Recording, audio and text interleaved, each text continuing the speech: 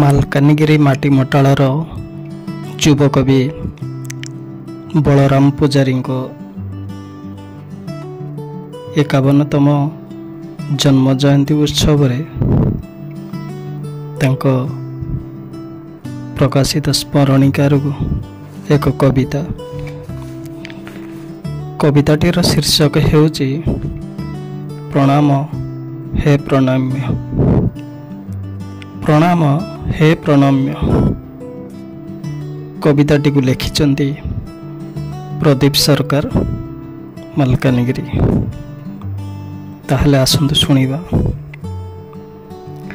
ପ୍ରଣାମ ହେ ପ୍ରଣମ୍ୟ, ଇହ ଜଗତରୁ ପ୍ରଣାମ।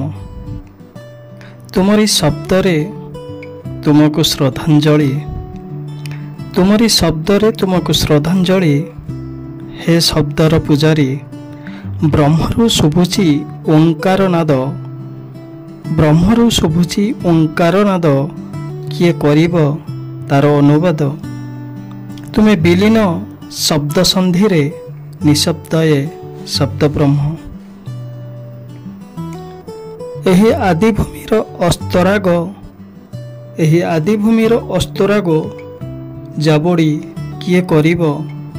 ଜଳ, ଜମି, ଜଙ୍ଗଲ ଓ ଜୀବିକା ପାଇଁ ଶବ୍ଦ ସ୍ୱରରେ ସଂହାର। କିଏ ଉତ୍ତୋଳନ କରିବ ବିଶ୍ୱରେ, କିଏ ଉତ୍ତୋଳନ କରିବ ବିଶ୍ୱରେ?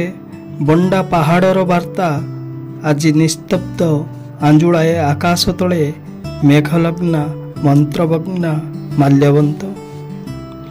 ଦୁଇଟି ଓହଳା ପାଦ, ଦୁଇଟି ଓହଳା ପାଦ ଯା ଛାତିରେ କରିଥିଲା ବଜ୍ରାଘାତ। ଘାଟିର ଘାରେ ରକ୍ତାକ୍ତ ମେଘବତୁରା ହୃଦୟ, ଘାଟିର ଘାରେ ରକ୍ତାକ୍ତ ମେଘବତୁରା ହୃଦୟ। ହେ ମାଟିମଗ୍ନା, ନିରୁଦ୍ଦିଷ୍ଟ ସେ ନିଶ୍ୱାସ, ନିଶବ୍ଦ ସେ ଶବ୍ଦାଂଶ। କିଏ ଖୋଜିବ, କିଏ ଖୋଜିବ ଏ ଭାଡ଼ିରେ ଈଶ୍ୱର? ମାଟି ତୀର୍ଥରେ ମାଟି ମଣ୍ଡପ, ମାଟିଶ୍ୱର ମାଟି ଶବ୍ଦରେ ବିମଣ୍ଡିତ ମାଟି ଦେବତା। ହେ ମାଟି ମଣିଷ, ଏ ମାଟି ବୈକୁଣ୍ଠ ତୁମ ଅପେକ୍ଷାରେ। କୋଣ୍ଡା କାମେରୁ ଖୁଆଡ଼ ସୁନସାନ, କୋଣ୍ଡା କାମେରୁ ଖୁଆଡ଼ ସୁନସାନ। ନିଥର ଚିତ୍ରକୋଣ୍ଡା ଘାଟି, ଫିକା ରୌଦ୍ରଲେଶା ଅଳସୀ କ୍ଷେତ୍ର। କିଏ ଶୁଣିବ ତାଙ୍କ ଅନ୍ତନାଦ? ସପ୍ତଧାରାରେ ଅସ୍ତ ସୂର୍ଯ୍ୟ। ମୋକ୍ଷଠାରେ ମୃତ୍ୟୁ ତୁଚ୍ଛ, ଉଦ୍ଧାରର ପରମାୟୁ। ମୋକ୍ଷଠାରେ ମୃତ୍ୟୁ ତୁଚ୍ଛ, ଉଦ୍ଧାରର ପରମାୟୁ। ଧୀରେ ଧୀରେ କରୁଥିଲା ମୃତ୍ୟୁକୁ ପରାଜିତ। ଅଣସ୍ୱାକ୍ଷରିତ ଶ୍ୱେତପତ୍ର ମୋ ସାମ୍ନାରେ ବୁଝୁନି ମନ। ଅଣସ୍ୱାକ୍ଷରିତ ଶ୍ୱେତପତ୍ର ମୋ ସାମ୍ନାରେ ବୁଝୁନି ମନ। ଏଇ ତ ଜୀବନ ମଥାରୁ ଉଭାନ, ତଥାସ୍ତୁ ଦ୍ୟତ ଆଶୀର୍ବାଦର ହାତଟି। ଅମୃତ ତୁମ ପ୍ରତୀକ୍ଷାରେ, ଅମୃତ ତୁମ ପ୍ରତୀକ୍ଷାରେ।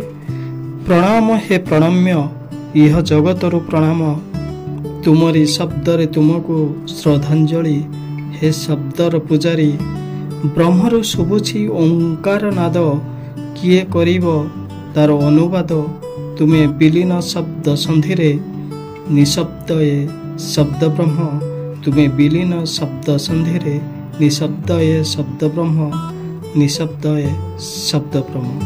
ପ୍ରଣାମ, ଜୟ ଜଗନ୍ନାଥ।